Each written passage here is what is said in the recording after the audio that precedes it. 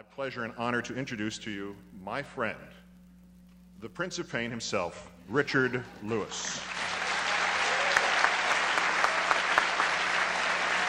Well, here I am. I've been here before. This is a very historic place. You know that, don't you? Yeah, I'm from the city. I didn't know. I thought you were. That's right, you were. I came from announcer school somewhere. Huh? No. This, by the way, have you ever, anybody out there ever had a conversation with a friend in which there were two microphones interviewing? It's like, please speak clearly into the It's microphone. like the first space shuttle, isn't it? It's like, Houston. Yeah. You know, I have some friends who are Scientologists. I had no idea it was religion. I thought it was a food group, to be honest with you.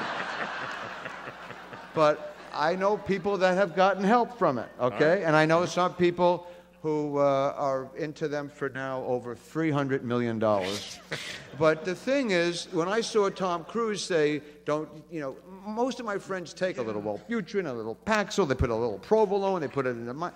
And if it wasn't for that, they wouldn't have, they would lie in bed like this, they wouldn't raise their children, they couldn't live. They couldn't live. That's God, that religion, that L. Ron Hubbard, whatever, the spaceship, whatever that shit is, I don't care. Good. And then they say that therapists are satanic. I have never seen my shrink. Oh, you're a little early in stuffing his tail in his underwear. So, and this is the thing.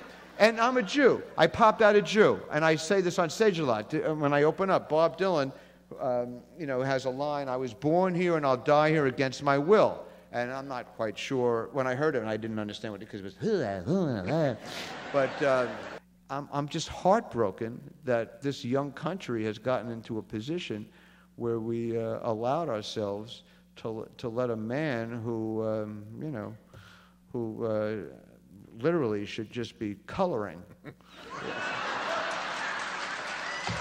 run our country. It's really bad. I'm off the politics, and by the way, when I started doing this shit on stage, he had like a 99% approval rating. Now he's, he's like 2. Thank you. And even, I think, didn't his daughter come out? I can look at some Democrats, So it's easy for me. I come, even cowboys doing a polka go, yeah, he sucks, woo! The punchline is the least of it. It's the premise. It's the premise. If you have a great premise, then the punchline just sort of flies out, I mean, here's like an old joke. It's 35 years old. Because the premise was, and I would write down, there was no way, even though my father was a kosher caterer, that we were religious. As we had pork chops on, Passover, you know what I mean? So I wrote a joke. So the joke just, it happens. I have about 1,300 pages in my computer from the last 4 years. There's millions of premises. I'll never get to them. So I wrote a joke. It just hit me on the toilet or in the shower, and I wrote, yeah, we weren't very religious. I don't know how I said it. I said something like, yeah, we have a menorah on a dimmer. That was the line. So the punchline's easy. But thinking about, but it came. Or like my mother was so negative. I said, I bought my mother for Hanukkah a self-complaining oven. Those kind of jokes. Larry David on Curb, who has really bookended my career in an astonishing way. I know him since I'm 12. He's a genius. He's maybe arguably the best writer of this generation. He won a Writers Guild Award 2 years ago, if you don't know, out west, for best sitcom writer for Curb. But he doesn't write any scripts. That gives you some idea how mystical this guy is. He submitted blank pages. No, it's an outline, and the writers know that if that outline isn't airtight, it would be like a souffle that would just go down. It would be over. All the producers are watching the monitors in some room, and you have with their headphones on. And Larry and I once had this really big fight outside, and then action, and we walked into the scene, but talking, because I'm playing myself and he's playing himself. I'm going, you're full of shit, man. I'm sick and tired. And then cut, print, goodbye.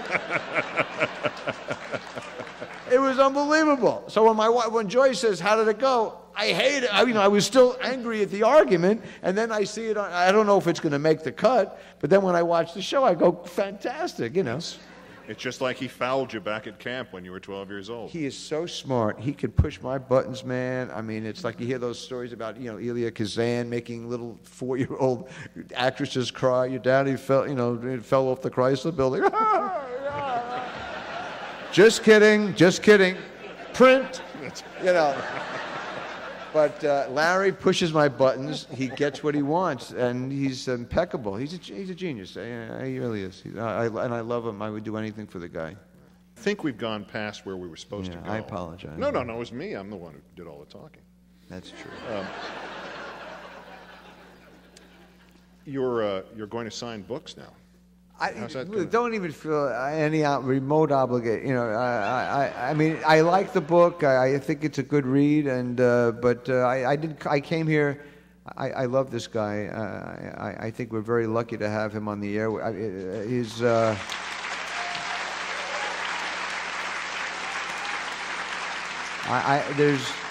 I'm sorry, Keith. You have transformed it again, and.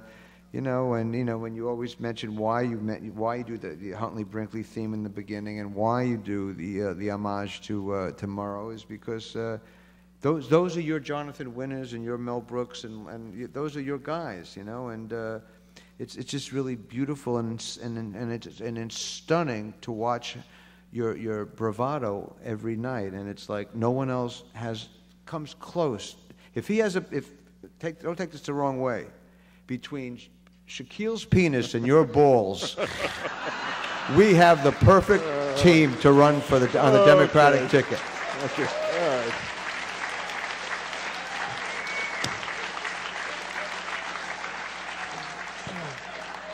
All right. On that note, I think I ought to make my exit or our exit, and I don't know the logistics of where the signing is, but you're just going to stand here and... Don't really. Thank you for coming, and yes. It's an honor to be with Mr. Olbermann.